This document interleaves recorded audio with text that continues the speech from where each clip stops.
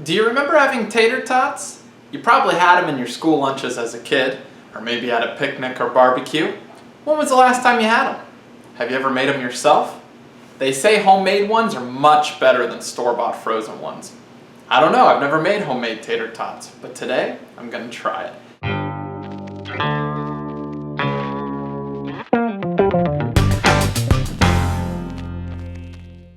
For this recipe, you need 2 pounds of potatoes, and you need to peel them.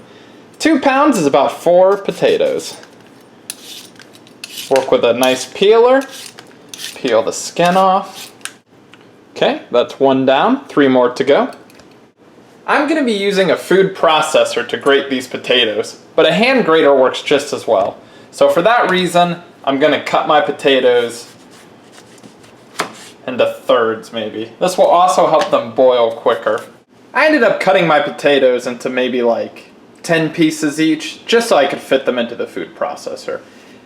Then after that, get your potatoes into a large pot and fill it with cold water, an inch above the potatoes. This is pretty common with potatoes. You don't throw them into a pot of boiling water, you start them in the cool water and let them come to a boil with the water. So bring it to a boil. Once your pot of potatoes comes to a boil, cook it for 6 to 7 minutes. Preheat your oven to 350 degrees. Once it's been 6 or 7 minutes, drain your potatoes.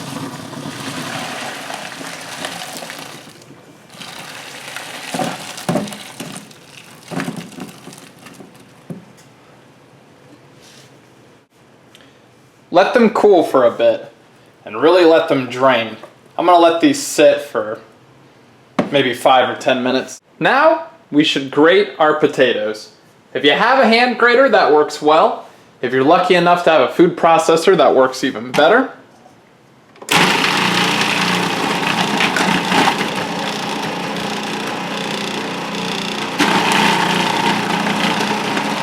When you're done grating them, they might almost look like mashed potatoes. At this point, we really need to squeeze them and get a lot of the water out. It's important to drain your shredded potatoes. You can do this with a towel, or a paper towel, or a cheesecloth. I think leaving my potatoes in the colander after I boiled them really helped a lot of the moisture leave. Now we need to add our spices and flour. So we need 2 tablespoons of flour, 2 teaspoons of garlic powder, 1 teaspoon of onion powder, half a teaspoon of dill weed, oops, there we go, it's about half a teaspoon, salt and pepper to taste. I'm going to sprinkle some salt on there, sprinkle some pepper on there. I'm just going to add dried parsley now.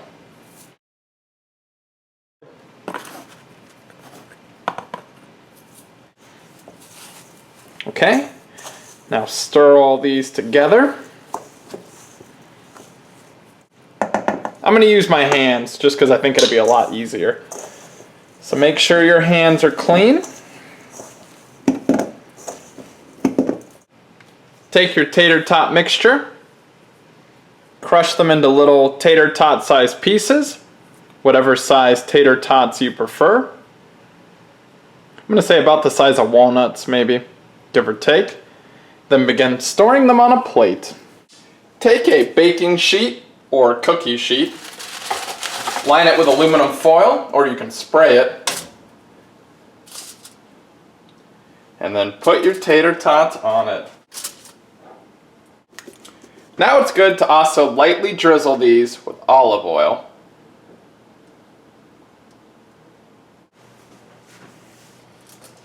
Get them into your oven,